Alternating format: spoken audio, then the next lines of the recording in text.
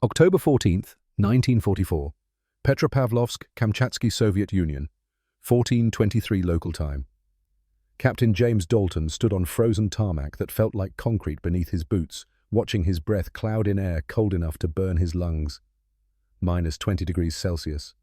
-4 Fahrenheit for a man from Minnesota who thought he understood winter. The wind hit from the northwest at 35 knots, carrying ice crystals that stung exposed skin like needles. He'd been flying fighters for 3 years. P-40S in training, P-47S on ferry runs. But this assignment made everything before feel like practice. 5,000 miles from home, about to hand over an aircraft to a Soviet pilot who spoke no English in a war that wasn't officially his country's fight anymore, but somehow still required American weapons delivered to the edge of the world. The P-63 King Cobra sat 20 yards away.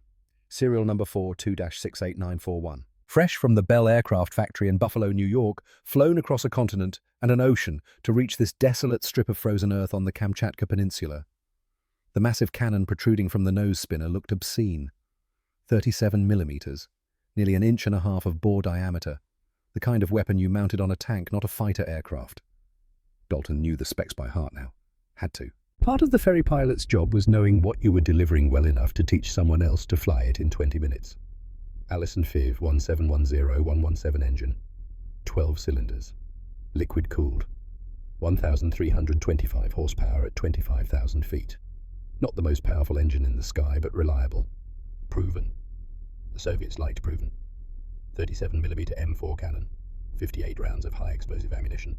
Each shell weighed over a pound. Each one carried enough explosive to turn sheet metal into confetti. Wingspan, 38 feet, 4 inches. Length, 32 feet, 8 inches. Maximum speed, 410 miles per hour at 25,000 feet. 390 at sea level. Combat radius, 450 miles with external tanks. Empty weight, 6,375 pounds. Maximum weight at takeoff, 10,500 pounds. A heavy aircraft by fighter standards. The Soviets called the P-39 Airacobra heavy. This was heavier, but that cannon, that impossible, beautiful, terrible cannon. The Soviet pilot approached across the tarmac. Major Viktor Kozlov, 29 years old according to the manifest, though his eyes looked older. A scar ran down his left cheek from temple to jaw. Shrapnel, probably, or fire. The kind of wound that told stories the man would never speak aloud. Ice-blue eyes that had seen things Dalton couldn't imagine. 3 years fighting the Germans on the Eastern Front. A war of annihilation. Cities under siege for 900 days. Tank battles with 3,000 vehicles. Pilots ramming enemy bombers when they ran out of ammunition. Kozlov walked around the P-63 slowly, methodically, running his gloved hands along the aluminum skin like a man appraising a horse. Checking the landing gear struts, the propeller blades, the cowling seams, looking for damage from the flight, looking for weakness. He stopped at the nose, tapped the cannon barrel with one knuckle. The sound rang clear in the frozen air. Then he said something in Russian. 3 words. His tone suggested approval, but Dalton couldn't be sure. The interpreter materialized. Lieutenant from Vladivostok. Tired looking. Too many of these handovers. Too many American pilots and Soviet pilots trying to communicate across a language barrier that felt wider than the Bering Strait. Major Kozlov asks about ammunition, the interpreter said. His English carried a British accent, probably learned from BBC broadcasts. He wants to know how many rounds. 58, Dalton said. High explosive. The ammunition counter is on the left side of the instrument panel. I'll show him. The interpreter translated. Kozlov smiled. First time Dalton had seen the man's face change expression. It was the smile of a craftsman receiving a better tool, the smile of a man who'd just been handed an advantage he desperately needed. Kozlov gestured toward the cockpit. Dalton nodded. They climbed up together. Dalton squeezed behind the pilot seat in a space designed for ammunition boxes, not a 6-foot-tall ferry pilot. The cockpit smelled like new paint and hydraulic fluid and the particular scent of an aircraft that had never seen combat. Clean, innocent. That would change. The instrument panel had already been labeled in Cyrillic characters. Part of the Lend-Lease agreement. The Americans would deliver the aircraft. The Soviets would modify them to their specifications. Everyone pretended this was just commerce, just one ally helping another. Nobody mentioned that the Soviets had their own war to fight now, their own scores to settle. Dalton pointed at gauges. Switches, levers, Used hand signals and the few Russian words he'd picked up over the last 6 months of ferry runs. Oil pressure, fuel mixture, propeller pitch, manifold pressure, coolant temperature. The universal language of aviation, transcending the barriers of vocabulary. Kozlov nodded along, understanding through context, through similarity to the P-39 era Cobra he'd been flying for 18 months. The P-63 was an evolution of that design. Same basic layout, same nose-mounted engine behind the pilot, same tricycle landing gear, but better in every measurable way. When Dalton showed him the ammunition counter, Kozlov's smile widened. 58 rounds, each one a guarantee, each one a promise delivered at 2,000 feet per second. The demonstration flight lasted 20 minutes. Dalton took off first in another P-63. Kozlov followed in close formation. The Soviet pilot's flying was aggressive, confident, no wasted movement. This was a man who'd survived because he was better than the people trying to kill him. At 8,000 feet, they went through basic maneuvers, rolls, loops, high-speed dives. The P-63 could do 390 miles per hour at sea level, 410 at 25,000 feet. Not the fastest fighter in the sky. The P-51 Mustang could do 440.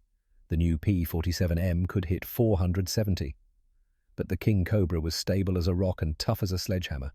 Kozlov pushed it harder than Dalton expected. 7 Gs in a climbing turn that made Dalton's vision tunnel.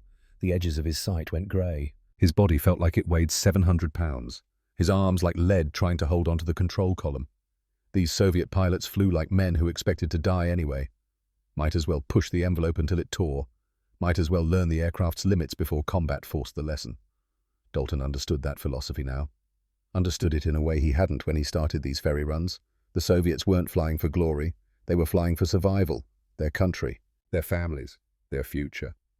When your alternative is annihilation, you learn to push past fear, past pain, past the limits your body thinks it has. Back on the ground, Kozlov shook Dalton's hand with a grip that could crack walnuts.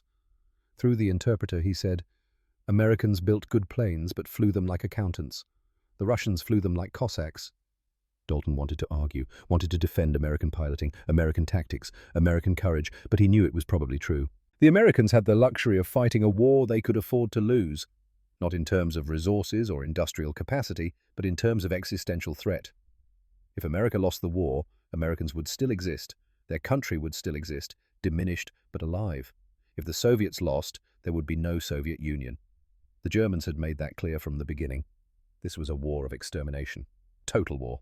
The kind that left no room for accounting. Dalton watched Kozlov taxi away toward the staging area, where dozens of other P-63s waited for their journey west, toward the German front, toward battles that would make the Pacific Theater look like a skirmish. He'd never see that pilot again. Never know if he survived the war. That was the nature of this operation. Deliver the planes, watch them disappear into the Soviet war machine, go back for more. In the mess hall that night, eating borscht and black bread with the other ferry pilots, Dalton heard stories from the Eastern Front that made his blood run cold. Tank battles with 3,000 vehicles, cities under siege for 900 days, pilots ramming enemy bombers when they ran out of ammunition, soldiers fighting with sharpened shovels when they ran out of bullets. The Russians weren't fighting the same war as the Americans. They were fighting for survival. 3 weeks later. November 4th, 1944. Nome, Alaska. Lieutenant Garrett Hayes had just landed after the worst flight of his life. Ice had built up on the wings so thick he could barely see past it. The de-icing boots failed 50 miles out, and he'd had to dive repeatedly to lower altitude, trading altitude for temperature, hoping the ice would melt before he hit the ocean. The P-63 handled like a drunk elephant with all that extra weight. Sluggish, unresponsive. Every control input delayed by half a second while the aircraft decided whether to obey. But it kept flying. That was the thing about these Bell fighters. They might not win beauty contests, but they'd get you home with half the tail shot off and an engine running on prayer. Hayes was 26, Montana-born, farm country. He'd learned to fly in a Piper Cub his uncle owned, buzzing wheat fields and scaring cattle. Joined the Army Air Forces in 1942, thinking he'd be a fighter pilot. Turned out the Air Forces needed ferry pilots more than they needed one more P-38 jockey. So here he was, flying the Alaska-Siberia route, the most dangerous ferry route ever attempted, where more pilots died from weather than from enemy action. The weather briefing for the next leg to Siberia looked like something from a nightmare. A massive low-pressure system spinning up in the Bering Sea, winds gusting to 70 miles per hour, visibility down to 50 yards in blowing snow, Waves 30 feet high. Water temperature 34 degrees Fahrenheit. 3 minutes to death if you went down in it. Normal pilots would wait. Normal operations would scrub the flight until conditions improved. But the Soviets needed these planes yesterday. Every day of delay meant Soviet pilots flying inferior aircraft against the Luftwaffe. Every day meant more Soviet pilots dying in machines that couldn't match German performance. Hayes knew this. Had met some of those Soviet pilots at the transfer points, seen the desperation in their eyes, the exhaustion, the determination. They'd lost so many comrades, were so tired of being outgunned by German fighters. The P-63 wasn't perfect, but it was better than what they had. Better meant lives saved. Better meant maybe winning this war. He took off at 4 o'clock, climbing through clouds so thick it felt like flying through cotton. The P-63's instruments were his only connection to reality. Altitude climbing through 3,000 feet, heading 285 degrees magnetic. Outside temperature minus 35 degrees Fahrenheit. The controls felt sluggish. Early signs of icing despite the boots functioning this time. Hayes pushed the throttle forward, climbing faster, hoping to get above the weather. At 15,000 feet he broke through into brilliant sunshine. Below the cloud deck stretched to every horizon like an ocean of white foam, beautiful and deadly. Somewhere under those clouds was the Bering Strait, 60 miles of the most dangerous water on Earth. Navigation was by dead reckoning and radio beacon when you could find one. The Russians had set up beacon stations along the route, but they worked about half the time. When they did work, you still had to factor in wind drift magnetic variation near the pole and the fact that your compass started acting drunk this far north. Hayes had worked out his time and heading on the ground. Written it on his kneeboard in neat columns. Distance, ground speed, time, fuel consumption. If his calculations were right, he should hit the Siberian coast in 90 minutes. If they were wrong, he'd run out of fuel over the Arctic Ocean. The P-63 carried enough gas for about 800 miles. The route was 750, no margin for error. He'd done the math 3 times, checked it against the navigation charts, asked another ferry pilot to verify. The numbers worked, barely. Everything depended on the headwind forecast being accurate, on the fuel consumption estimates being correct, on nothing going wrong. Distance from Nome to Providenia Bay, 280 nautical miles. Fuel capacity, 140 gallons internal plus 75-gallon drop tank equals 215 gallons total. Consumption rate at cruise power, 65 gallons per hour. Flight time calculated 2 hours 10 minutes. Fuel required 141 gallons. Safety margin, 74 gallons equals 68 minutes of reserve. That was the plan. The perfect scenario. No weather, no headwinds, no problems. Reality started diverging from the plan 10 minutes into the flight. The headwind hit at 5,000 feet, 45 knots from the northwest, steady, unrelenting. Hayes watched his ground speed drop on the instrument panel, 210 miles per hour down to 165. The wind was stealing 50 miles per hour of forward progress, turning it into nothing, into wasted fuel. New flight time 2 hours 42 minutes. Fuel needed 176 gallons. Safety margin now 39 gallons. 36 minutes of reserve. Still safe, still within limits. But the buffer was shrinking. Then the ice came back. He felt it before he saw it. The aircraft getting heavier, sluggish. The control column requiring more pressure to maintain altitude. He looked out at the wings. Ice building along the leading edges. Thick, white, spreading backward toward the ailerons. The de-icing boots were working this time. Inflating, deflating, cracking some of the ice free. But not enough. Not fast enough. The ice was winning. Hayes did the math in his head. Ice accumulation estimated 400 pounds. 15% drag increase. Speed dropping from 165 miles per hour to 140. New flight time 3 hours. Fuel needed 195 gallons. Safety margin 20 gallons. 18 minutes of reserve. 18 minutes between making it and not making it. 18 minutes between landing in Siberia and ditching in the Arctic Ocean. 18 minutes of life. He pushed the throttle forward. More power, more fuel consumption, but maybe less time in the air. The math became circular. More power meant burning fuel faster, but getting there sooner. Less power meant burning fuel slower, but taking longer. There was an optimal point somewhere in the middle, but calculating it required more time than he had. Hayes flew on instinct, on feel, on 3 years of experience that told him when the numbers started lying and you had to trust your gut. An hour in the clouds below started breaking up. He could see water through the gaps, grey, angry, covered with whitecaps. No ships, no land. Nothing but ocean that would kill you in 3 minutes if you went down in it. The survival gear included a rubber raft. That was more psychological comfort than practical tool. Nobody survived ditching in the Bering Strait in November. The water temperature was 34 degrees. Your body would shut down before you could even inflate the raft. Hypothermia in minutes. Death in 5. The raft was there so pilots could pretend they had a chance. So they could fly the route without thinking too hard about what happened if the engine quit. The fuel gauge read half tanks when Hayes spotted the Siberian coast. Relief flooded through him like warm whiskey. The landscape below looked like Mars, all tundra and rock, not a tree for 1,000 miles. But it was land, solid ground where a man could survive if he had to bail out, where rescue was possible instead of certain death. He found the beacon at Providenia Bay, adjusted his heading for the final leg to Markovo. The weather was clearing, visibility improving to maybe 5 miles. He could see other P-63s ahead and behind, strung out along the route like beads on a string, everyone flying alone but together, each pilot in his aluminum cocoon burning dinosaurs to deliver democracy's arsenal to Stalin's air force. The landing at Markovo was rough. The runway was packed snow over permafrost, slicker than ice and about as forgiving as concrete. Hayes's P-63 slid sideways for 100 yards before the tires finally bit. Ground crew rushed out. Russians bundled in so many layers they looked like walking haystacks. They guided him to a revetment where his plane would be refueled and checked before a Soviet pilot flew it west. Hayes climbed out on legs that felt like jelly. He'd been flying for 4 hours in constant tension, every muscle clenched against turbulence and fear. His hands shook as he pulled off his gloves. Adrenaline crash. The body's response to sustained emergency finally ending. In the operations shack, a wood stove glowed red hot. Hayes stood as close as he could without catching fire. A Soviet captain brought him tea in a glass with a metal holder. The tea was strong enough to strip paint, sweet with enough sugar to make his teeth ache. It was the best thing he'd ever tasted. The captain's name was Dmitry Volkov, 29 years old. He'd been flying P-39s against the Germans, was transitioning to P-63S, wanted to know about the plane's quirks, its personality. Every aircraft had one. Hayes told him about the P-63's tendency to yaw left in a steep climb, the way the cannon recoil would throw off your aim if you fired in a turn. Small things. Details that could mean the difference between victory and a fiery death. Volkov nodded, filing it away. These details mattered. In combat, knowledge was survival. Every edge counted, every advantage exploited.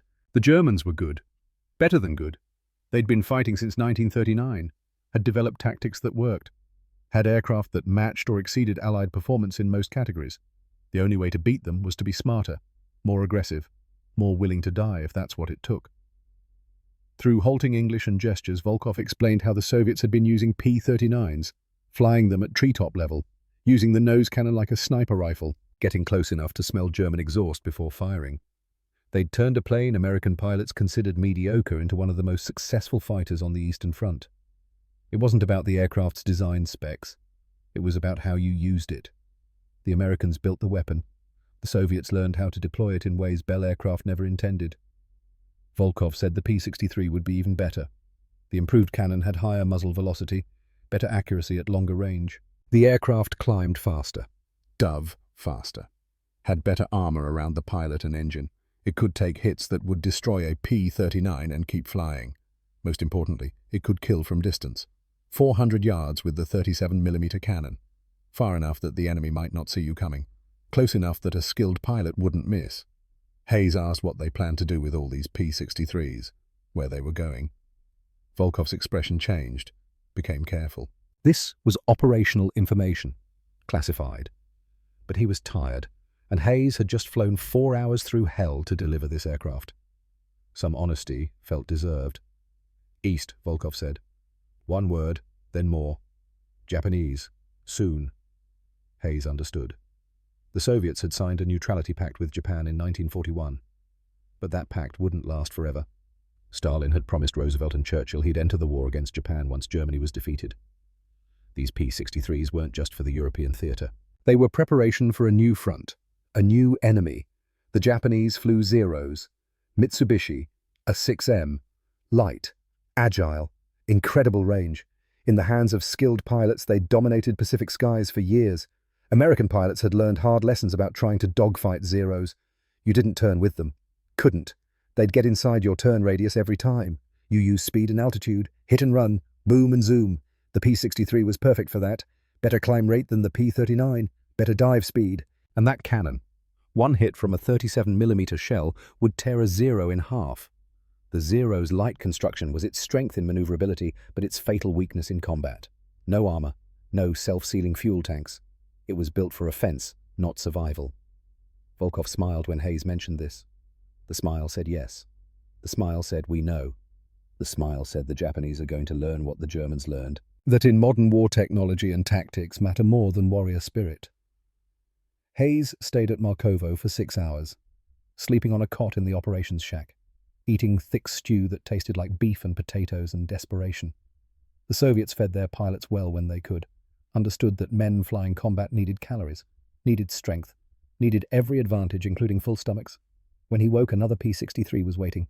He'd fly this one back to Alaska. The Soviets would keep the one he'd delivered. The cycle would continue, ferry pilots flowing one direction, aircraft flowing the other, until either the war ended or the pilots ran out. Before he left, Volkov shook his hand, said something in Russian that sounded like gratitude. The interpreter translated. "Captain Volkov says thank you for the good weapon. Says the Americans build well. Says they will use these aircraft to teach the enemy a lesson they need to learn." Hayes asked what lesson. Volkov answered in English this time, slowly, carefully choosing words. That war changes. Old ways die. New ways win. Japanese still fight like 1941. We fight like 1945. They will learn or they will die. Hayes thought about that on the flight back to Alaska. About evolution. About adaptation. About how war drove technology faster than peace ever could. The aircraft he'd just delivered was already obsolete by some measures. The P-51 was better. The P-47 was better in some roles. Jet engines were coming. Everything was changing. But the P-63 had one thing those other aircraft didn't. That massive 37mm cannon. That one advantage. And in the hands of pilots who knew how to use it, one advantage was enough. Meanwhile, 5,000 miles away in the Kuril Islands, Lieutenant Kazuo Tanaka of the Imperial Japanese Navy was reading intelligence reports about new American fighters appearing in Soviet colors. Tanaka was 24, a veteran by Japanese standards in 1944. He'd been flying since 1940. Had survived 4 years of war when the average pilot life expectancy was measured in months. He'd shot down 17 enemy aircraft, 3 P-40 Warhawks, 2 F-4F Wildcats, 5 Chinese fighters, 7 Soviet Y-16S and I-153s at Khalkhin Gol in 1939. He flew the Mitsubishi A-6M50, the finest carrier fighter ever built in his opinion and the opinion of most Japanese pilots. Light at 4,136 pounds empty, powered by a Nakajima NK-1F Sake, 21 14-cylinder radial engine producing 1,130 horsepower. Maximum speed 351 miles per hour at 20,000 feet. Climb rate 3,150 feet per minute. Armed with 2 Type 99 20mm cannons with 125 rounds per gun and 2 Type 97 7.7mm machine guns with 700 rounds per gun. The Zero could outturn anything the Americans built, could outclimb most fighters below 15,000 feet. Had enough range to escort bombers on missions the Americans thought impossible. In the hands of a skilled pilot, it was deadly. A sword forged from aluminum and skill and fighting spirit. The intelligence report said the P-63 King Cobra was similar to the P-39 Airacobra they'd faced before, but faster, better climb rate, heavier cannon. 37mm instead of the P-39's 37mm. Weight. Same caliber, but improved. Higher muzzle velocity, better accuracy. Tanaka wasn't particularly concerned. The Americans built fighters like they built cars. Heavy, powerful, no soul, no artistry. The Zero was different. The Zero was elegant, a masterpiece of engineering that prioritized what mattered. Speed, maneuverability, range. Everything else was excess weight. American fighters were tough, armored, could absorb tremendous punishment. But they turned like trucks. The Zero could dance around them, get on their tail, stay there, force them to run or die. The nose cannon on the P-63 might be bigger, but you still had to hit your target. Good luck doing that when a Zero was on your 6 pouring 20mm shells into your engine. Tanaka and his fellow pilots had a saying. The Americans build fighters like they build cars. Heavy, powerful, no soul. The Japanese build fighters like they build swords. Light, sharp, deadly and skilled hands. What Tanaka didn't know was that American and Soviet pilots had been sharing information about Japanese tactics for months. The Soviets had fought the Japanese at Khalkhin Gol in 1939, had learned hard lessons about the Zero's capabilities. had developed tactics specifically to counter Japanese advantages. Never turn with a zero, ever. You'll lose every time. Use speed and altitude. Slash through their formations, climb away before they can react. The P-63's nose cannon was perfect for this. One hit from a 37mm shell would delete a zero from existence. The Zero's light construction meant it couldn't survive what heavier fighters could shrug off. The Soviets knew this, had studied it, had trained for it. Major Viktor Antonov had been chosen to lead the first P-63 squadron that might face Japanese fighters. He'd survived 3 years fighting Germans. Been shot down twice. Had burn scars covering 30% of his body. He'd transitioned from I-16 biplanes to P-39 Airacobras to now P-63 King Cobras. He immediately recognized the new plane's advantages. The P-63 climbed 2,000 feet per minute faster than the P-39. Crucial for energy tactics. The improved cannon had higher muzzle velocity, better accuracy at range. Most importantly, the P-63 had better armor around the pilot and engine. It could take hits that would destroy a P-39. From October 1944 through March 1945, Antonov trained his pilots relentlessly. They practiced deflection shooting at high angles, boom and zoom attacks from altitude advantage, coordinated slashing attacks from multiple directions. He hammered one rule into them: never get slow against Japanese fighters. Speed was life. The P-63 could outdive anything the Japanese had. Could zoom, climb away from trouble, use those advantages, forget everything about dogfighting. This was assassination, not a duel. The first real test would come in April 1945. The Soviet Union, preparing to enter the war against Japan, had moved several P-63 squadrons to the Far East. Tensions were high along the Manchurian border. Both sides conducted reconnaissance flights that were really probing attacks, testing defenses, gathering intelligence, waiting for the war to officially begin. Antonov's squadron waited, trained, prepared. The pilots knew what was coming, had heard the stories about Japanese pilots, about their skill, their dedication, their willingness to die for the emperor. But Antonov had fought the Luftwaffe, had faced German aces who were just as skilled, just as dedicated, just as willing to die for their cause. He'd learned a lesson that most Japanese pilots hadn't learned yet, that in modern war individual skill mattered less than it used to. What mattered was tactics, technology, teamwork. The Germans had better aircraft than the Soviets for most of the war, but the Soviets had more aircraft, more pilots, more willingness to accept casualties if it meant eventual victory. The Japanese would learn the same lesson, or they would die not learning it. Antonov didn't hate the Japanese, didn't hate the Germans.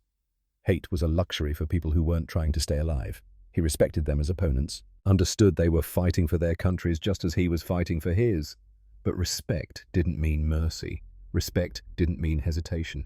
When the time came, he would kill them efficiently and without remorse. That was his job. That was what his country needed from him. The P-63 gave him the tool to do that job better than ever before. The 37mm cannon spoke a language every pilot understood, the language of physics, of high explosives, of certainty. One hit and you were done. No struggling back to base with a damaged aircraft. No emergency landing with half your controls shot away. Just instant transition from flying to falling, from alive to dead. Antonov had seen what the cannon could do in training. They'd set up old I-16 fighters as targets, obsolete aircraft scheduled for scrapping, fired the 37mm at them from various ranges. The results were spectacular and terrifying. At 400 yards, the high-explosive shells didn't just damage the target aircraft. They disintegrated them. Wings separated, fuselages split open, fuel tanks exploded. What had been an aircraft became a cloud of burning debris in less than 2 seconds. That was the future of air combat. Not graceful dogfights between skilled opponents, not duels of honor in the sky, just brutal mechanical destruction. Technology deployed by trained technicians against opponents who hadn't adapted fast enough. The Japanese were about to receive an education. Whether they survived, it was up to them. April 15th, 1945. 10:47 local time, near the Amur River, 15,000 feet. Lieutenant Kazuo Tanaka felt the cockpit of his A6M50 vibrate with the familiar rhythm of the Nakajima radial engine, 1,130 horses turning a 3-bladed propeller at 2,650 RPM. The sound had become like breathing, constant, reliable, a mechanical heartbeat he'd trusted for 4 years of war. He led a formation of 6 aircraft, 4 Zeros including his own, 2 Nakajima-Ki, 43 Hayabusa fighters. Mixed units were becoming common now. The Navy and Army Air Forces were learning to cooperate. Desperation made for strange alliances. The mission was simple: reconnaissance along the Soviet border, photograph troop movements, report aircraft activity. Avoid engagement unless necessary. The neutrality pact between Japan and the Soviet Union was fraying. Everyone knew it. Both sides probed, both sides tested, both sides prepared for the war that hadn't officially started but felt inevitable. Commander Hiroshi Watanabe led the formation. 35 years old, a veteran from the carrier battles of 1942. He'd survived Midway, survived the Solomon Islands, survived when most of his friends hadn't. Experience showed in how he flew. Smooth. Efficient. No wasted movement. The weather was clear. Visibility 15 miles. Temperature at altitude minus 15 degrees Celsius. Perfect flying conditions. The kind of day that made you forget war existed. Just blue sky and thin air and the horizon stretching forever. Tanaka checked his instruments. Fuel sufficient for 2 more hours. Ammunition full. 250 rounds of 20mm in the cannons. 1,400 rounds of 7.7mm in the machine guns. His Zero carried enough firepower to shred any bomber, any transport, most fighters if he could get position. He scanned the sky. Empty. Nothing but scattered clouds below and endless blue above. The Soviet border was 10 miles south. They were staying in international airspace. Technically. The definitions got fuzzy up here. National boundaries meant less when you could cross them at 250 miles per hour. At 10:46:52, Tanaka saw them. 8 contacts, high, maybe 16,000 feet, coming out of the sun. American-built fighters, the distinctive profile of Bell aircraft. P-39S, probably. The Soviets had been flying those for 2 years. Tanaka had faced them before. Dangerous, but beatable. Heavy, not agile. If you could force them into a turning fight, the Zero would win every time. He keyed his radio. Bandits, 2 o'clock high, 8 aircraft, range 5 miles. Watanabe's voice came back calm, professional. Confirmed. Maintain formation. Prepare to engage on my mark. The Soviet aircraft were diving now, building speed, using their altitude advantage. This was standard Soviet tactics. They'd learned from the Germans. Energy fighting, boom and zoom, never get slow, never get trapped in a turning fight with more agile opponents. But Watanabe was experienced. As soon as the Soviets committed to their dive, he ordered a climbing turn. Force them to pull up. Force them to bleed energy. The Zero's phenomenal climb rate would give them the advantage. They'd turn inside the Soviet attack, get on their tails, end this quickly. The formation began the turn. Tanaka felt the G-forces build. 4 Gs, 5. His vision began to grey at the edges. He tensed his legs and core, forcing blood back to his brain. The Zero could handle it. Light airframe, strong wings, built for exactly this kind of maneuvering. At 10:47:00, the world exploded. Watanabe's wingman simply ceased to exist. 1 second there was an aircraft flying formation 50 feet to Tanaka's left. The next second there was an expanding orange-black fireball where the aircraft used to be. No transition, no damage sequence, just instantaneous transformation from machine to burning gas. Tanaka's brain struggled to process what his eyes had seen. Aircraft don't explode like that, not from cannon fire. Even 20mm hits took time to kill. You'd see smoke first, fire, the plane would start to fall, the pilot might bail out. There was a sequence, a progression. This was different. This was deletion. The fireball was still expanding when he saw the second Zero disintegrate. Not explode, disintegrate. The wings folded upward like a bird trying to clap. The fuselage broke in half behind the cockpit. Pieces flew in every direction. Metal, fabric, fuel, human. He was flying through debris now. Couldn't avoid it. Too close, too fast. Something hit his windscreen with a sound like a hammer on glass. A crack appeared, spider webbing across his vision. Liquid splashed across the outside. Fuel, burning fuel. The heat made the crack widen. Tanaka pulled hard right. Instinct, training, 8 Gs. His vision went fully grey. He couldn't see, could only feel. The stick in his hand, the rudder pedals, the harness cutting into his shoulders. His body weighing 8 times normal. His heart struggling to pump blood upward against the acceleration. When his vision cleared, he looked left. Commander Watanabe's aircraft was gone. Not there, just empty sky where his leader had been flying. He looked around frantically. The formation that had been 6 aircraft was now 3. Half the flight destroyed in less than 30 seconds. By what he hadn't seen the attackers fire, hadn't seen muzzle flashes or tracer rounds. Just aircraft exploding without warning. Then he understood. The Soviet fighters weren't P-39s. They were something new, something worse, and they weren't trying to dogfight. The remaining Japanese aircraft scattered, survival instinct overriding tactical discipline, every man for himself. Tanaka pushed his stick forward, diving. The Zero accelerated quickly. Light airframe meant good acceleration. He pushed it to 300 miles per hour. 320. 350. Past the red line on the airspeed indicator, the aircraft shook, buffeting, protesting. But it held together. He dove toward clouds at 8,000 feet. Sanctuary. If he could get into the clouds, the Soviets would have to follow visually. Maybe lose him. Maybe give him a chance. A shadow crossed above him. One of the Soviet fighters. Close enough to see details. The nose was wrong for a P-39. Longer, the cowling different. This was a new aircraft. Whatever it was, it had just killed 3 Japanese planes without taking damage, without even slowing down. The Soviet pilot didn't pursue into Tanaka's dive. Instead, the P-63 extended away, climbing, building altitude again, setting up for another attack on the remaining Japanese fighters. Tanaka made it to the clouds, stayed inside them for 10 minutes, turning randomly, no pattern, making himself impossible to track. When he emerged, the sky was empty. He was alone. Radio check. Dead air. No friendly voices. He tried calling each aircraft by name. Watanabe, Ono, Sato, Yamamoto. Silence. All gone. He turned east, back toward base. Fuel was now critical. The combat maneuvering had burned through his reserves. He had maybe 40 minutes, enough to make it home if he was careful. The flight back gave him time to think, time to replay what happened. He'd seen the Soviet fighters for 8 seconds before the attack began. That meant they'd seen him earlier, had positioned for the attack, had chosen their moment perfectly. The explosions had been unlike anything he'd experienced. 20mm cannon fire damaged aircraft, made them burn, made them fall. But this was different. This was instantaneous destruction. That meant bigger guns, much bigger. And the Soviet pilots hadn't even tried to dogfight. They'd slashed through the formation at maximum speed, fired, climbed away, refused to engage on Japanese terms. This was new tactics, new thinking. Everything the Japanese pilots had learned about air combat suddenly felt obsolete. Tanaka landed at 11:14, taxied to his revetment, shut down the engine, sat in the cockpit for 5 minutes before he could make himself move. His hands were shaking, not from cold, from understanding. They'd been fighting one kind of war. The Soviets were fighting a different kind.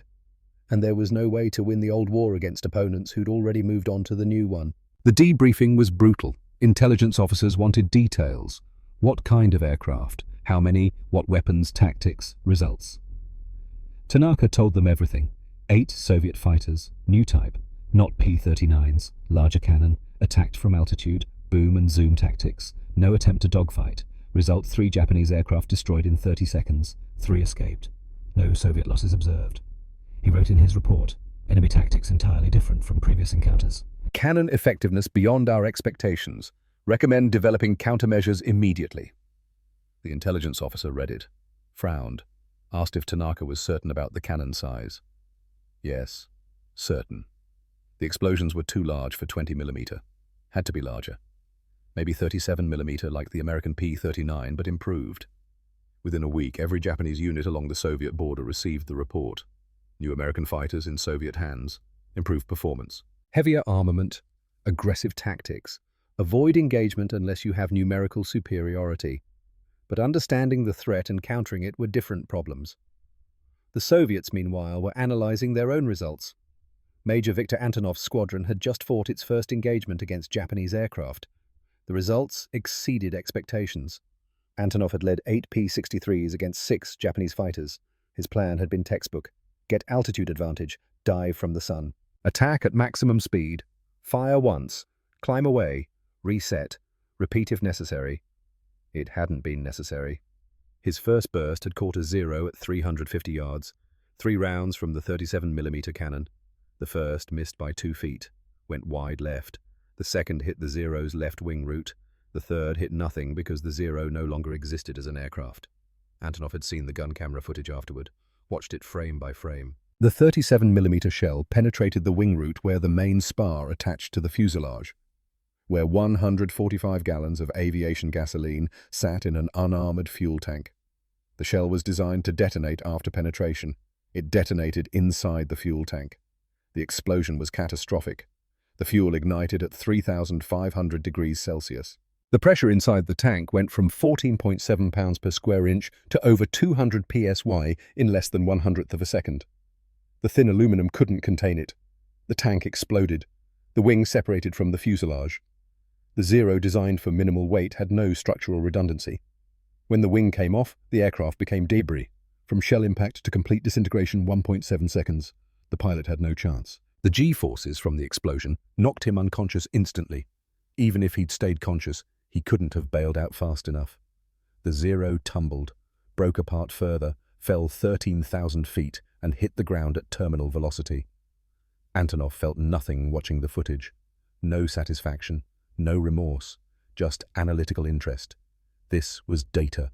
This was confirmation that the weapon worked as intended. The P-63's cannon turned enemy aircraft into wreckage, quickly, reliably, permanently.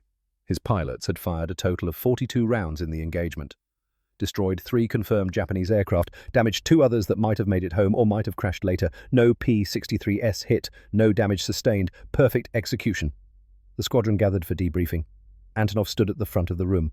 15 pilots, ages ranging from 23 to 34, all veterans, all survivors of the war against Germany. They'd earned the right to be here. Earned the right to fly the best equipment the Soviets could get. Analysis, Antonov said.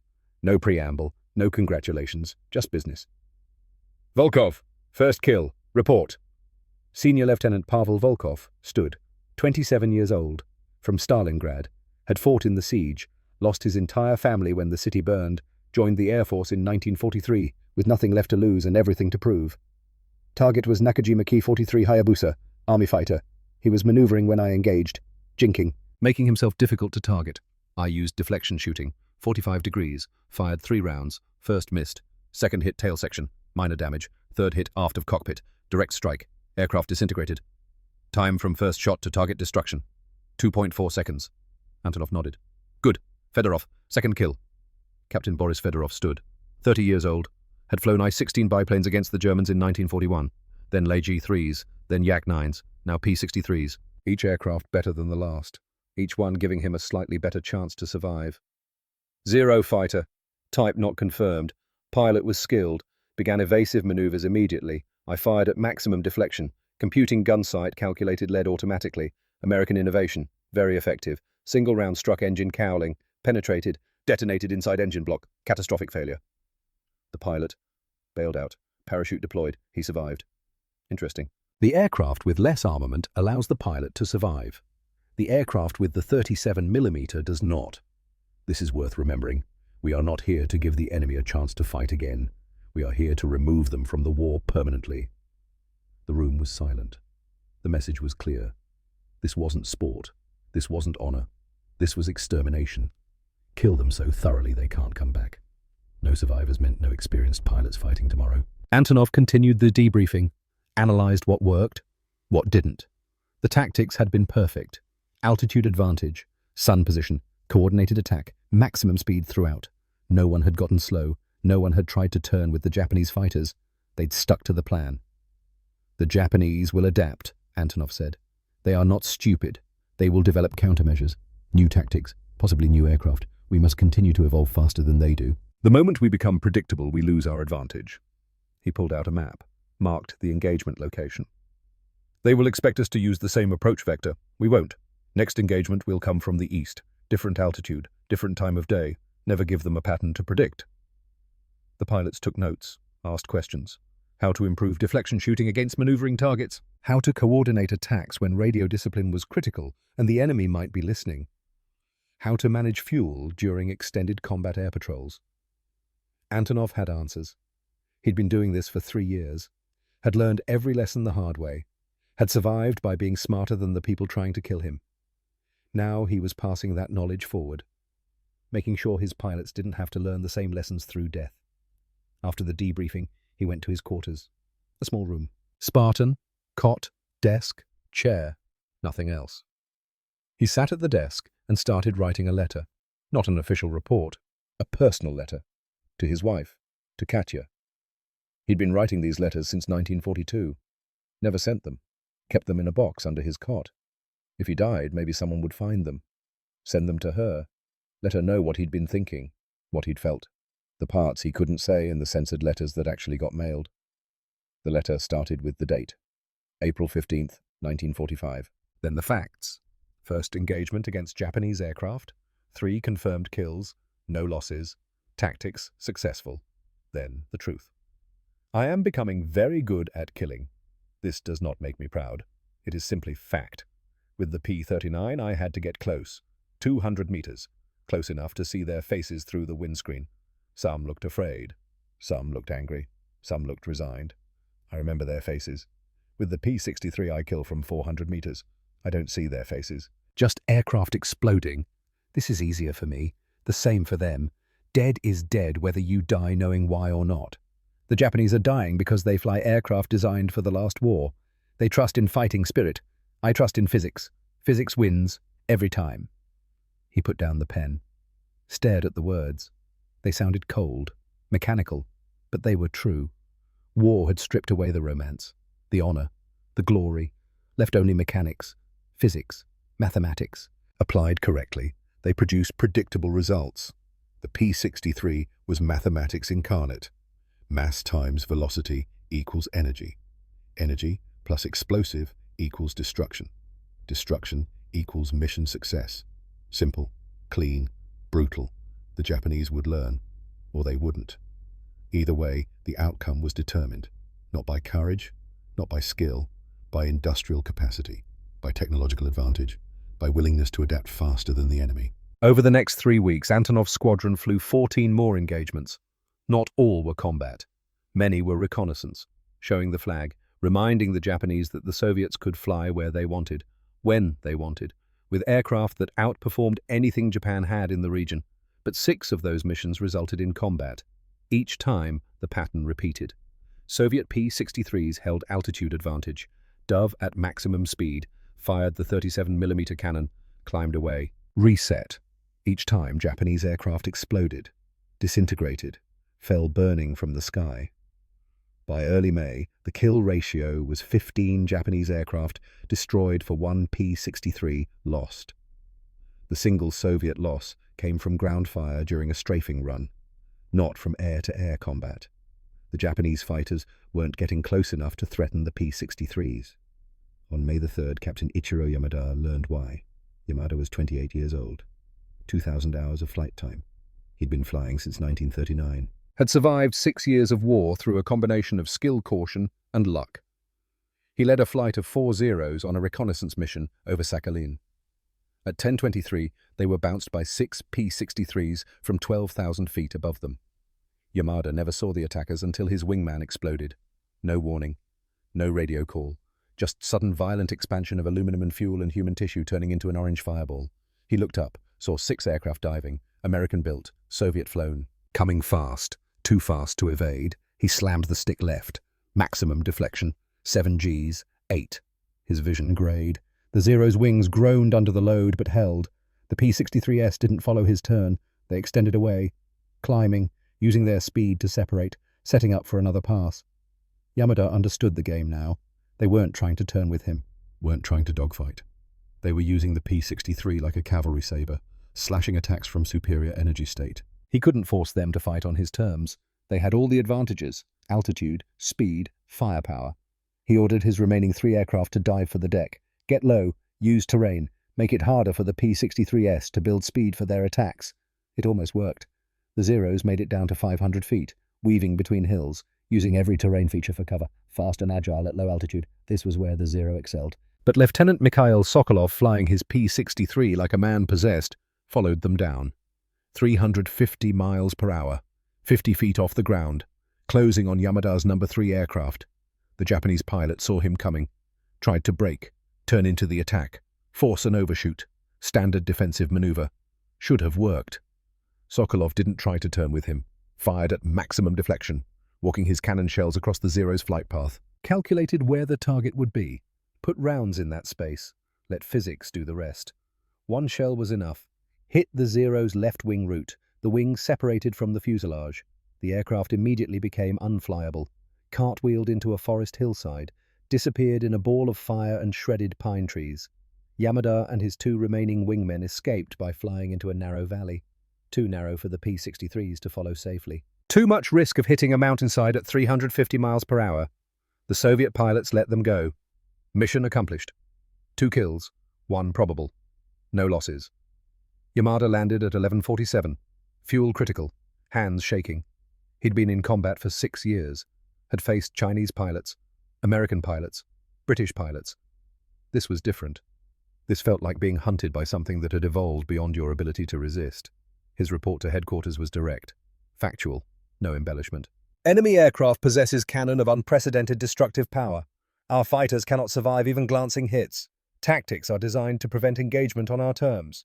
Recommend avoiding combat unless we possess overwhelming numerical superiority. The report circulated through Japanese command structure. Generated discussion.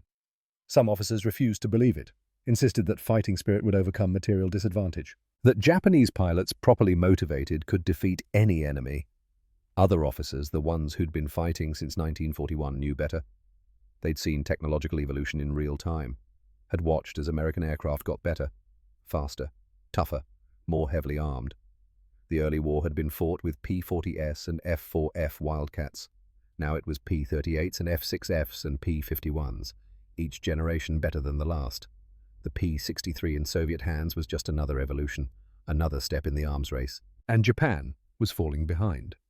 The Zero was still fundamentally a 1940 design, improved over the years but constrained by its original philosophy. Light, agile, long range, no armor, no protection. That philosophy had worked when Japanese pilots were the best trained in the world, when they had more experience than their opponents, when they could use superior skill to overcome material disadvantages.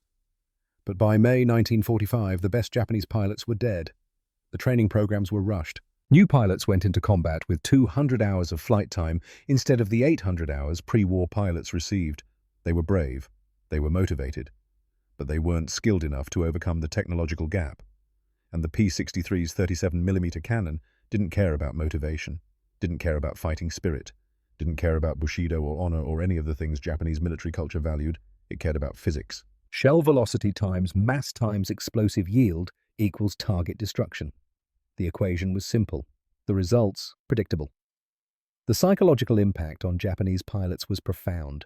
Word spread quickly through squadrons about the new Soviet fighters, about the massive cannon, about aircraft exploding without warning, about entire formations wiped out in seconds.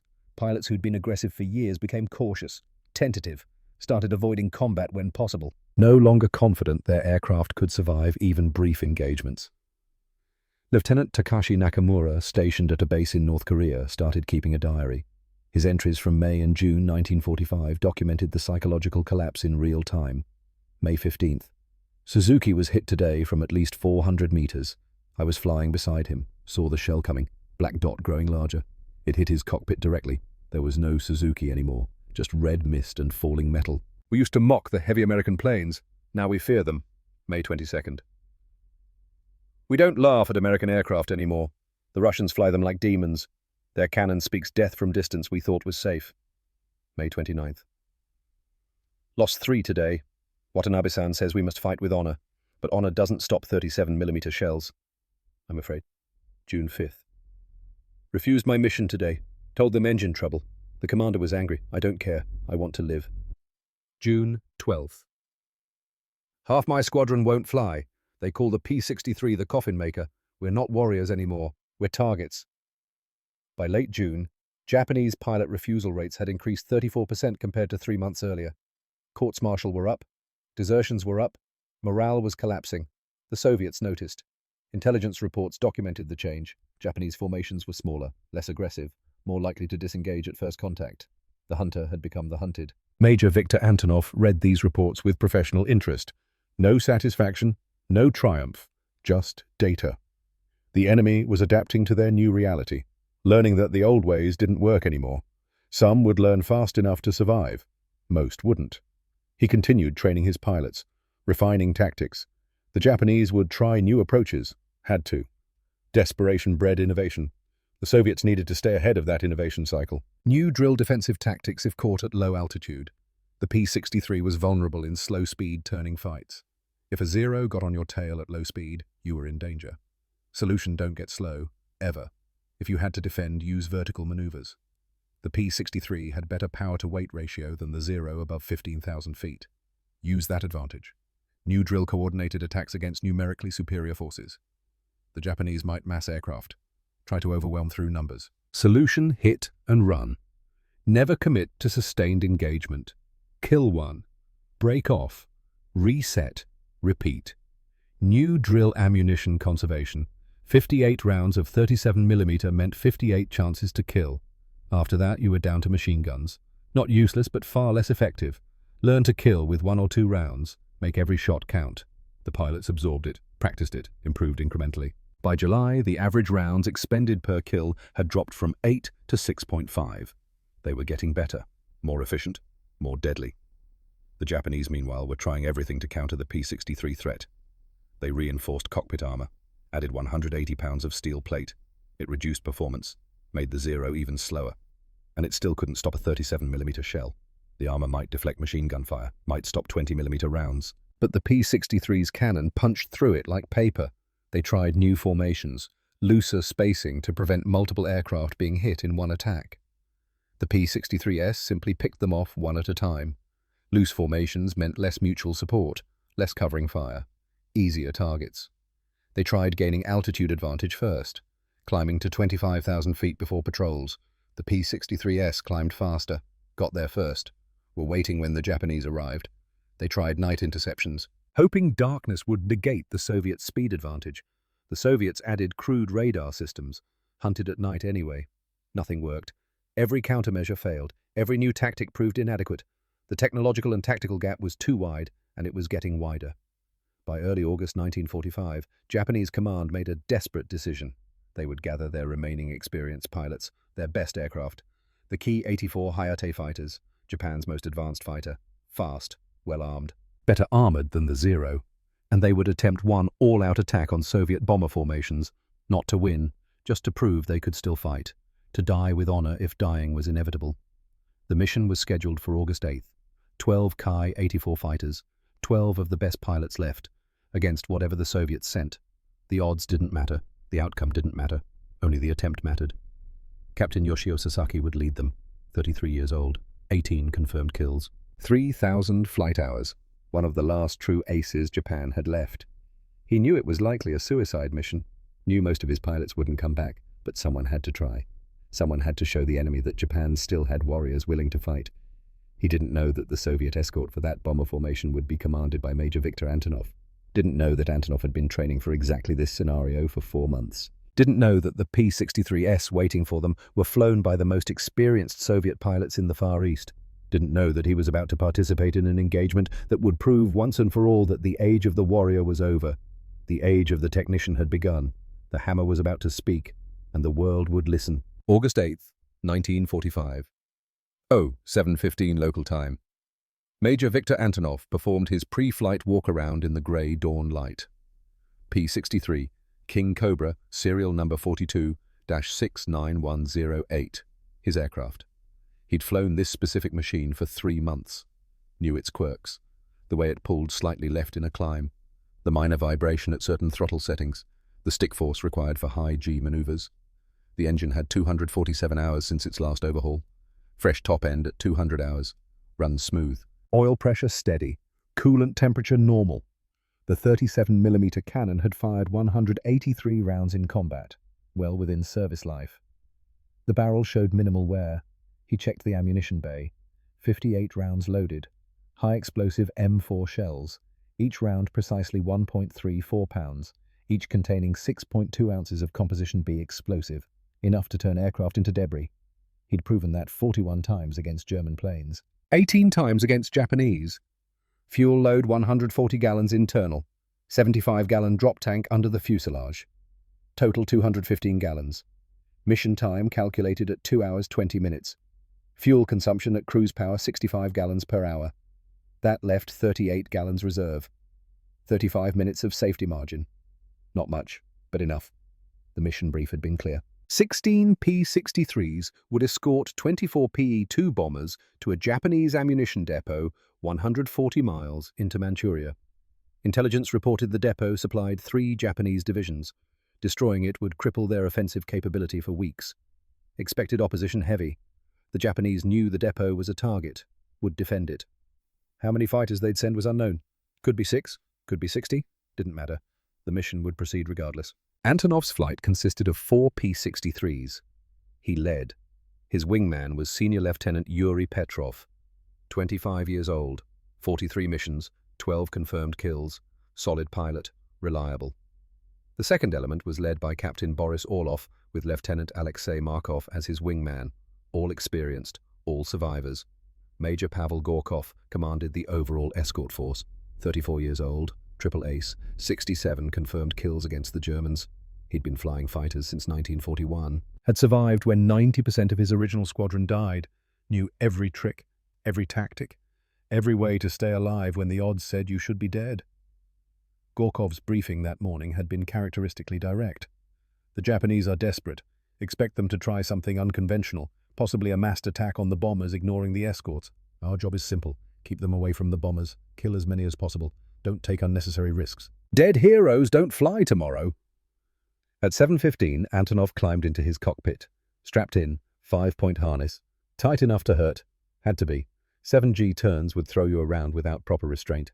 He'd seen pilots knocked unconscious hitting their heads on canopy frames. Not a mistake you made twice. Engine start. The Allison 51710 coughed, caught, settled into a rumbling idle, 12 cylinders firing in sequence, music to a fighter pilot, the sound of power, of capability, of survival. He ran through the checklist from memory. Instruments, controls, trim, fuel, hydraulics, everything nominal. Ready. The takeoff was smooth. 16 P-63s lifting off in pairs, climbing to assembly altitude, forming up, 4 flights of 4 aircraft, each flight separated by altitude and position, maximum coverage, minimum vulnerability. At 7:47, they dropped external tanks at 12,000 feet.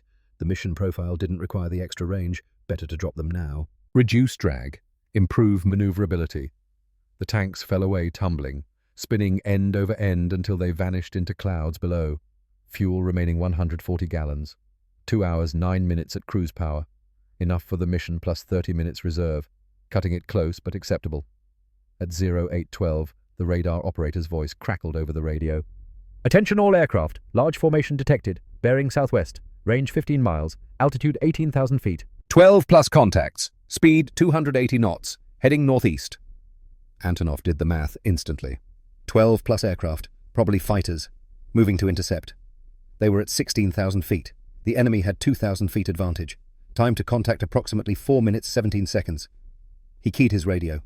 Gorkov to all flights. Enemy fighters inbound. We're going up. Firewall throttle. Maximum climb. We need altitude before they reach us. 16 throttles pushed forward simultaneously. 16 Allison engines roared to maximum power.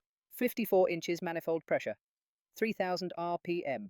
Every available horsepower converted to climb rate. The P-63 could climb at 2,850 feet per minute at full power. In 4 minutes, they could gain 11,400 feet. But they wouldn't get 4 minutes. The Japanese were already at altitude, already diving, already building speed. Antonov watched his altimeter wind upward. 16,000, 16,500, 17,000. The enemy would reach 20,000 feet before beginning their attack dive. The Soviets would be at maybe 17,500, still 2,500 feet below, still disadvantaged. But the Japanese were climbing, burning fuel, losing speed. They'd reach altitude slow, vulnerable. That was the window.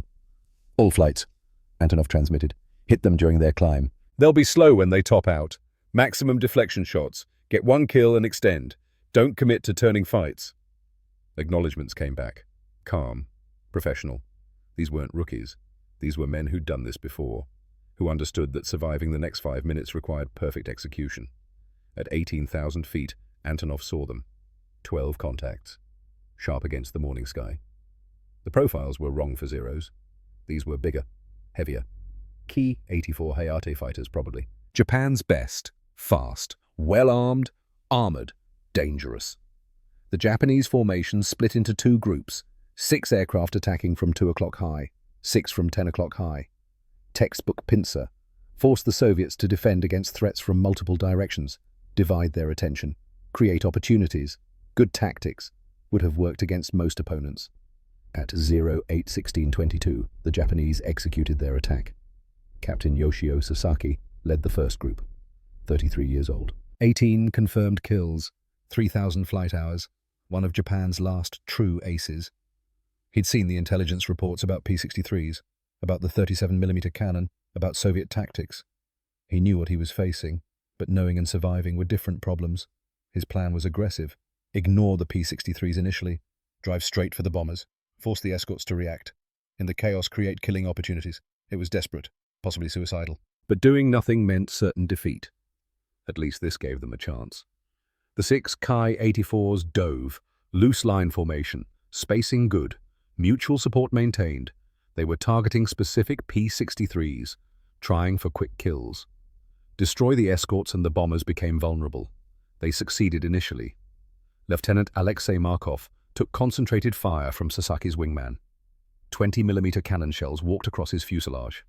47 hits in 3 seconds. His right engine caught fire. Coolant sprayed across the windscreen. The aircraft became unflyable. Markov jettisoned the canopy, unstrapped, bailed out at 15,000 feet. Parachute deployed cleanly. He'd survive if he landed in friendly territory. 50-50 odds at best. Lieutenant Sergei Volkov wasn't as fortunate. Flying in Gorkov's flight, took a direct hit to the internal fuel tank. The self-sealing mechanism failed. Fuel ignited. The aircraft exploded. No parachute, no survival. Just instant transition from alive to dead.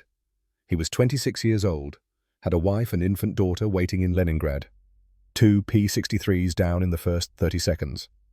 Then the Soviets responded. Instead of turning away, instead of running, instead of trying to evade, they turned into the attack. Hard, aggressive, accepting the fight the Japanese wanted, but not on Japanese terms. Antonov's order was simple. Rolling scissors. Maintain speed above 280. Don't get slow. Rolling scissors was a defensive maneuver, both aircraft trying to get behind the other. Normally the slower, more agile aircraft won, could turn inside, get position, force the opponent to overshoot or break off. But at high speed, physics changed. The Ki-84 was optimized for fighting at 220 miles per hour. Turn radius 980 feet. Turn rate 22 degrees per second. Pilot comfortable, aircraft stable.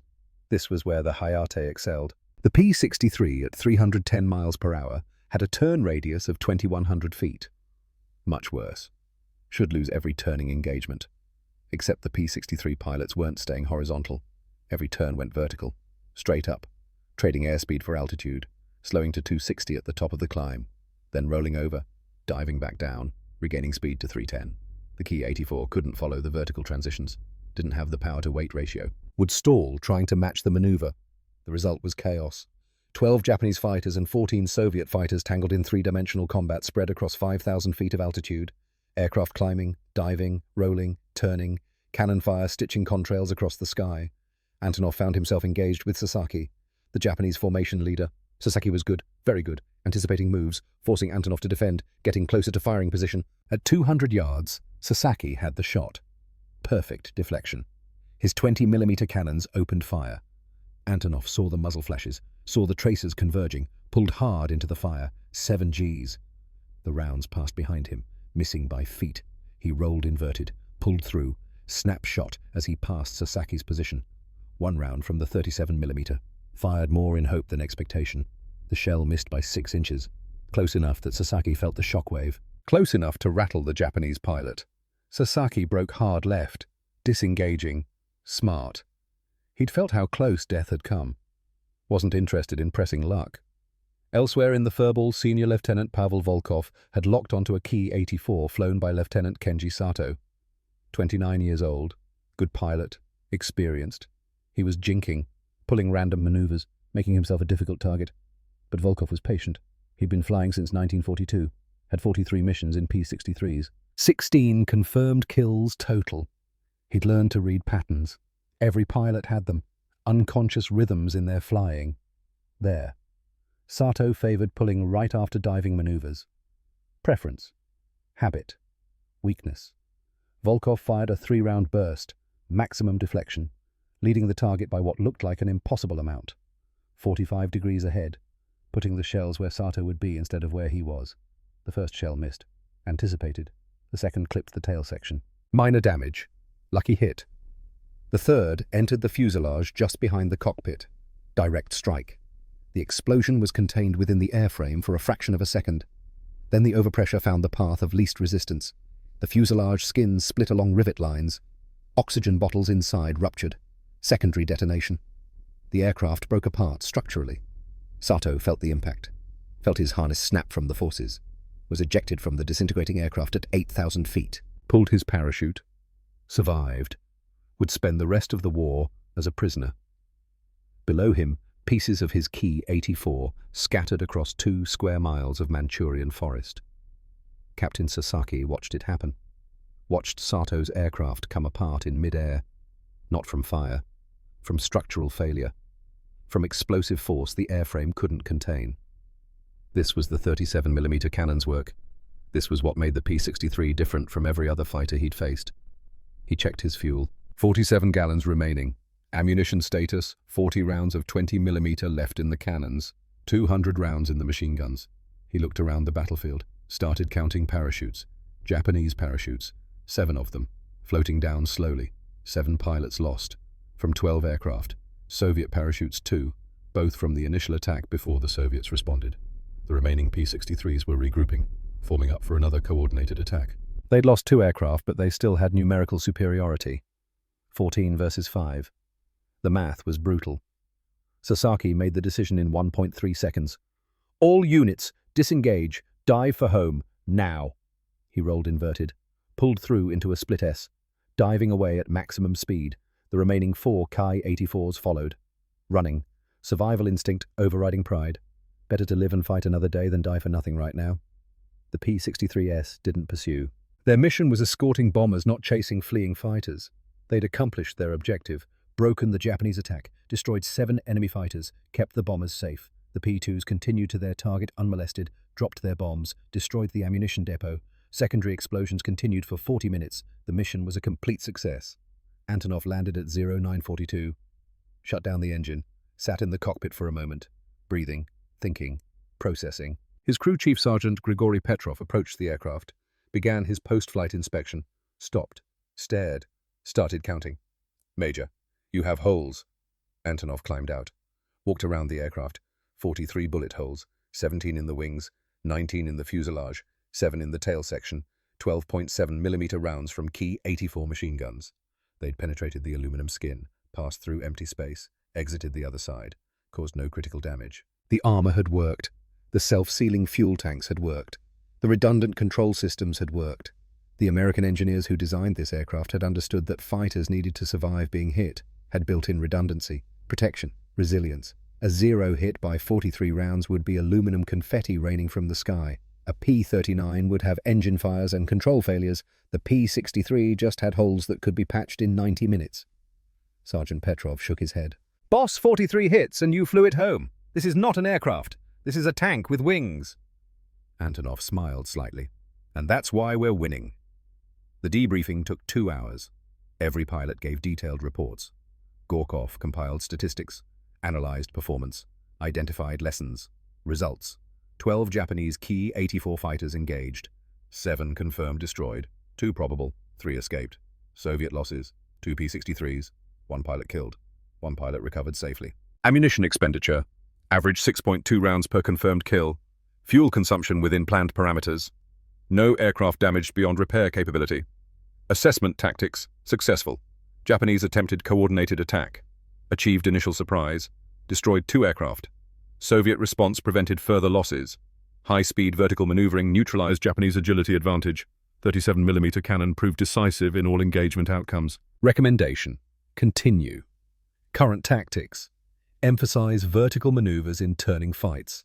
Maintain speed discipline. Trust the aircraft's survivability. Gorkov read the report to the assembled pilots, then added his personal observation. "The Japanese fought well today. They're brave, skilled. Their aircraft are good, but they're still fighting 1941's war.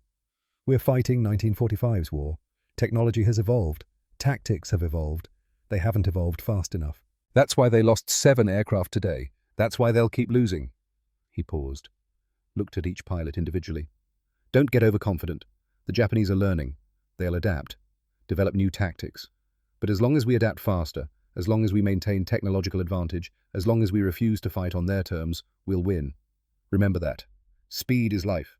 Altitude is life. The cannon is certainty. Everything else is details. The pilots dispersed.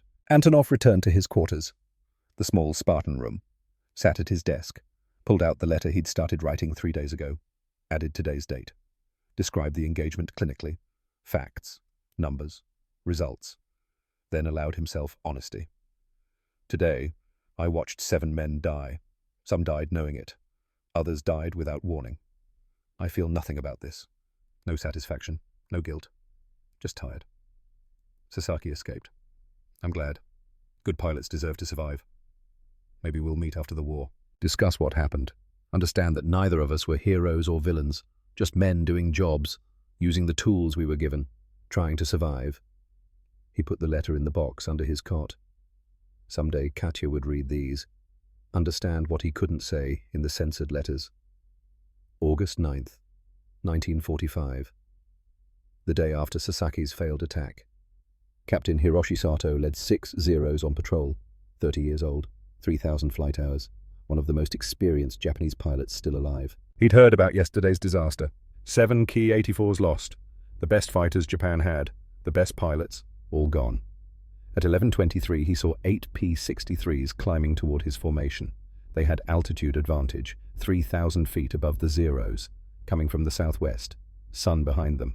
Sato ordered his formation to turn northwest, toward clouds, standard evasion, don't engage unless advantage is yours. The P-63S rolled into their attack dive. Sato watched them come, counting seconds. When they got close, he'd pull vertical, force them up, bleed their speed. The lead P-63 opened fire at 400 yards. Lieutenant Hideaki Ono's Zero flying Sato's left wing took the hit. The aircraft didn't burn or fall gracefully. It simply came apart. Wings folded, fuselage separated. The pieces tumbled independently toward Earth. Sato flew through the debris field, couldn't avoid it. Metal fragments rattled off his wings. His windscreen cracked. Something wet splashed across the glass. He pulled hard right. 7 Gs. Vision graying. Get away. Get distance. Survive. When his vision cleared, another Zero was falling. Tail section missing. Clean separation. The pilot visible in the cockpit as the aircraft spun, looking at Sato as he fell. Eyes wide. No expression. Just watching. 6 aircraft had begun this patrol. 4 remained. 2 lost in 30 seconds. The P-63s were climbing away, setting up for another pass. Sato had options. Could fight, could scatter, could run. He chose survival, ordered the formation to split. Every man for himself. Meet at base if you make it. 4 Zeros dove in different directions. Maximum speed, pushing limits. 3 made it home. The 4th was caught by a P-63 during escape. Tried everything. Died anyway. Single cannon shot. The Zero fell burning. Sato landed at 12:34. Climbed out, legs shaking, hands trembling. His commanding officer, Colonel Watanabe, demanded a report. What happened? How many enemy tactics? Results? Sato told him everything. Told the truth. That they couldn't fight these new Soviet fighters with current tactics or aircraft. That the technological gap was too wide. That sending pilots up in Zeros against P-63s was murder, not combat. Watanabe's face reddened. Accused Sato of cowardice, of defeatism. Sato, exhausted, replied that the colonel was welcome to lead the next patrol himself. See firsthand what they faced. Watanabe threatened court-martial. Sato said, go ahead. Didn't matter. He wouldn't fly combat again, wouldn't send men to die for no purpose. The argument ended when news arrived. Japan had received the Soviet declaration of war, effective immediately. The Neutrality Pact was over. The Soviets were moving 3 armies into Manchuria, hundreds of aircraft crossing the border.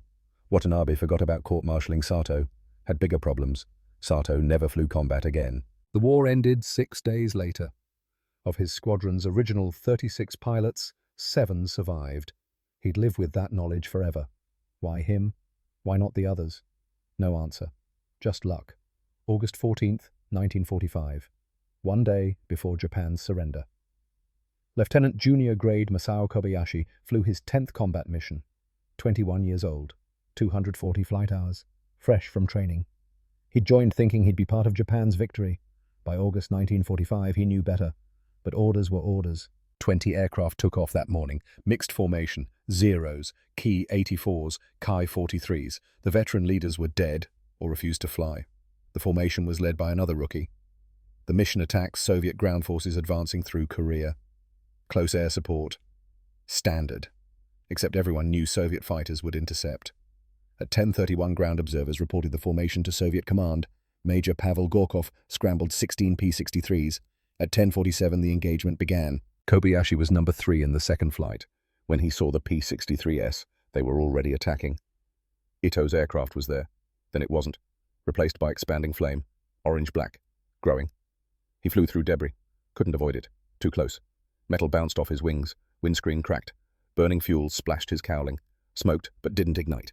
He pulled right. 7 Gs. Vision grade. Recovered. Looked around. Started with 20. Now 13 visible. 7 gone in 30 seconds. Radio chaos. Screaming. The formation leader tried to give orders. Voice breaking. Then explosion sound. Transmission cut. Silence. 14 became 12. Kobayashi dove. Get low. Wrong decision, but instinct didn't care. Shadow crossed above. P-63. Following. 50 feet off ground. 350 miles per hour. Chasing. He jinked. Left, right, up, down. Every evasive maneuver. Nothing worked. The P-63 just followed. Waiting. Muzzle flash. Single shot. Sound like tearing metal. The shell passed close. He heard it over his engine. Felt the pressure wave. Smelled cordite in his cockpit. That close. Left another Zero fell. Tail gone. Clean cut. The aircraft tumbled into trees. Fireball. Alone now. No wingmen. No formation. Just him and P-63s. Clouds ahead. 2,000 feet. He climbed. Full throttle. 40 degrees pitch. The Zero climbed beautifully. Into clouds 10:48:17. Stayed inside. Turned randomly. No pattern. Heard engine sound. P-63. In the clouds with him. Both blind. He turned hard right. Descended. Leveled. Throttle idle. Be quiet. Listen. The P-63 sound faded. Going away. Waited 5 minutes. Emerged. Sky empty. Radio dead. Fuel 23 gallons. Enough for home. Flew east. Low. Fast. Landed 11:14. Climbed out. Legs wouldn't support him. Sat on wing. Debriefing. 20 departed. 6 returned. 14 lost. Of 6 survivors, 4 never fired. Just ran. Kobayashi included. When asked why no fight, he said, "Fight what P-63 isn't a fighter. It's flying artillery. You don't dogfight artillery. You just try not to die."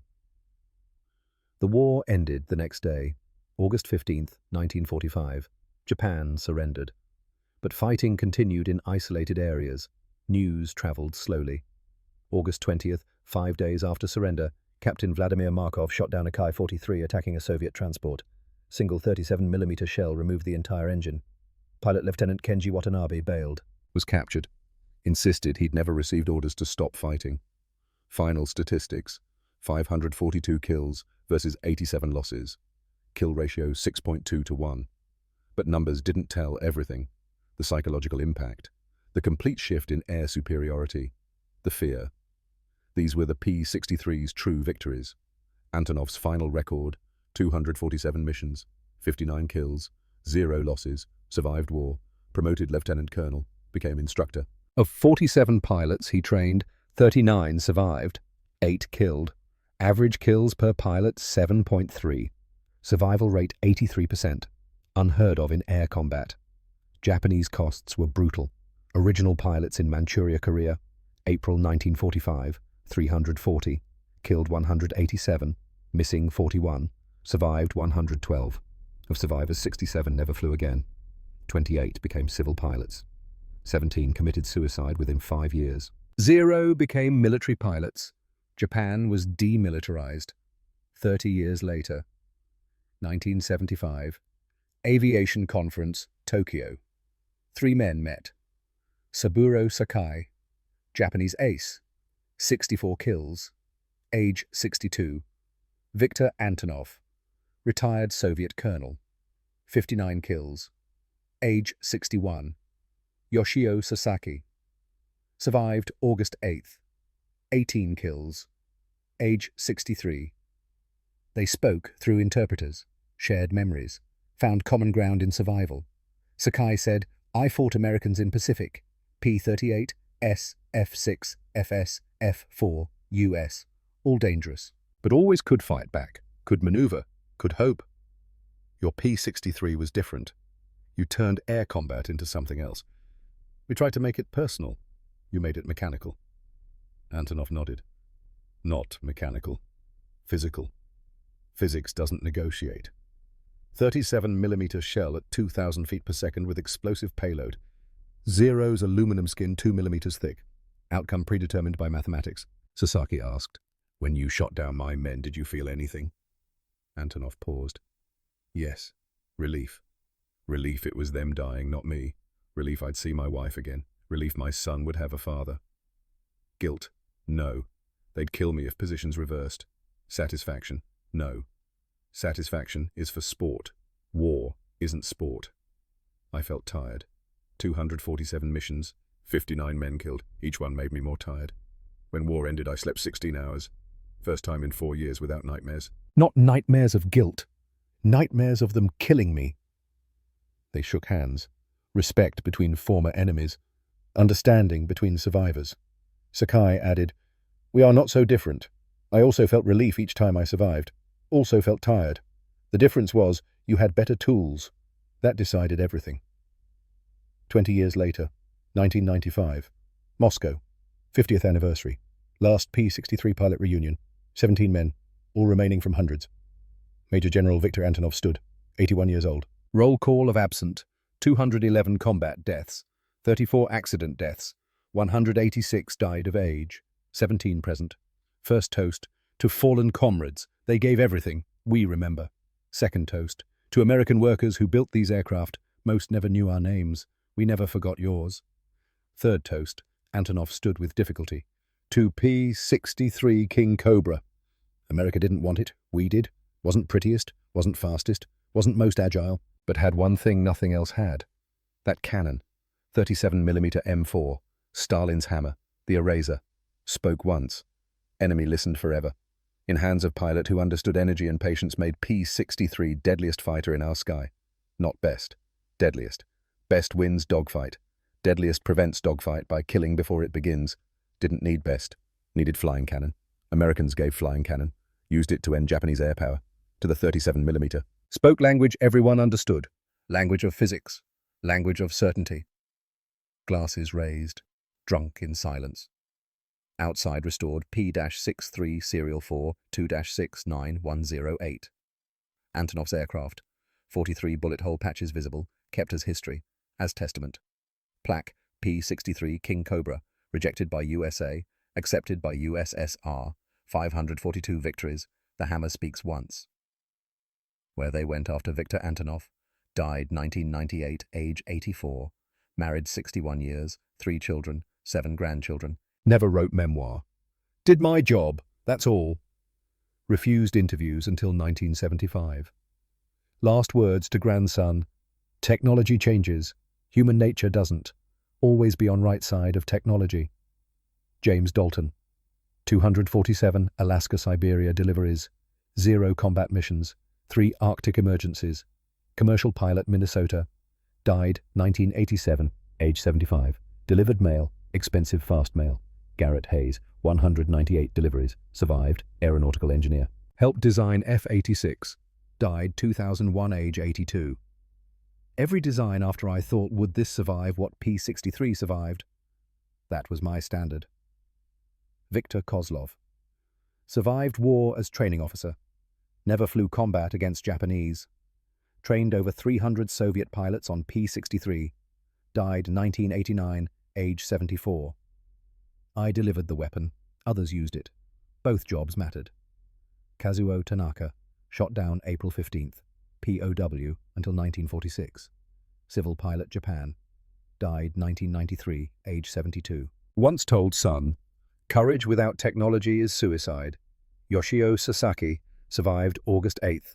Refused to fly after. Teacher post-war. Died 2004, age 92. Diary published 2005. Excerpt. August 8th, 1945. Lost 8 men. Not to better pilots, to better aircraft. I was best pilot in formation. Didn't matter. They had P-63s with 37mm. We had Key 84s with 20mm. Lesson pride matters less than production. Japan had pride. America had factories. We lost to factories. Takashi Nakamura survived by refusing missions. Court-martialed, but war ended before trial. Mechanic. Died 1989, age 66. Diary note. Words from coward who wanted to live. Better living coward than dead hero. I lived. Not sorry. Pavel Volkov. Survived war. 16 confirmed kills. Test pilot post-war. Died testing MiG, 1951, age 33. Remembered as pilot who shot down first Ki-43 with P-63. Mikhail Sokolov. Survived war. 14 confirmed kills. Instructor like Antonov. Died 2003, age 83. Last words to grandson. Speed was life. I stayed fast. That's why I'm old. Masao Kobayashi. Escaped clouds, August 14th. POW 1946. Airline pilot. Flew 737s until 1994. Still alive. 2024, age 100. Interview 2019. Were you scared? Stupid question. Of course. 37mm cannon turned aircraft into debris in under 2 seconds. Math doesn't lie. Real question. How survived? Answer luck. Pure luck. Clouds appeared. I hid. P-63 couldn't find me. Not skill. Not courage. Luck. War is mostly luck. Maybe 20% skill. Rest luck. I was lucky. 14 friends weren't. Think about them every day. Final reflection. P-63. King Cobra. Fighter America, built but didn't want. Soviet hands, 2,421, delivered Alaska-Siberia route. 542 Japanese aircraft destroyed, 87 losses. But numbers don't tell complete story. Real story. Technology changed war faster than doctrine could adapt. Japanese pilots, supremely skilled, flying lightweight, agile Zeros, faced Soviet pilots in armored American aircraft with massive cannons. Japanese relied on maneuverability. Soviets relied on energy and firepower. Maneuverability lost. Not because Japanese lacked courage or skill, because they lacked aircraft designed for 1945 war while flying aircraft designed for 1941 war. 4-year gap. Difference between life and death. P-63 proved industrial capacity and technological adaptation matter more than warrior tradition. Harsh lesson, paid in blood by thousands of young pilots. Both sides. Survivors never forgot. The hammer spoke once. Once was enough. The lessons lived on. Soviet fighter doctrine for 4 decades traced to P-63 tactics. Energy fighting, boom and zoom, never engage on enemy terms, firepower over maneuverability. These principles shaped MiG-15 in Korea, MiG-21 in Vietnam, Su-27 in modern era. Americans learned too. P-63 they'd rejected became template for what they'd build next. F-86 Sabre, F-4 Phantom, F-15 Eagle. All emphasized speed, altitude, firepower. All rejected dogfighting philosophy dominating early war. Japanese learned too. Post-war Japan's self-defense force adopted entirely different principles. No more emphasis on agility and range at expense of protection. No more reliance on pilot skill over technology. Zero's philosophy died in Manchurian skies. What replaced it looked much more like P-63. By 1950, every major air force had absorbed the lesson. Age of warrior was over. Age of technician had begun. It began August 14th, 1945, when Kobayashi flew through debris and understood courage without technology was just another word for suicide. P-63, King Cobra, rejected by creators, embraced by those who needed it most, used to end an era and begin another. The hammer that spoke once but echoed forever. In the end, it wasn't about the aircraft. It was about what the aircraft represented. The future. The inevitable. The unstoppable march of technology over tradition. Those who adapted survived. Those who didn't became statistics. 3 final words from 3 men who lived it. Antonov, physics doesn't negotiate. Sasaki, we lost to factories. Kobayashi, war is mostly luck. Together they told the complete truth. Technology mattered. Production mattered. And survival was mostly chance. The hammer had spoken. The listening never stopped.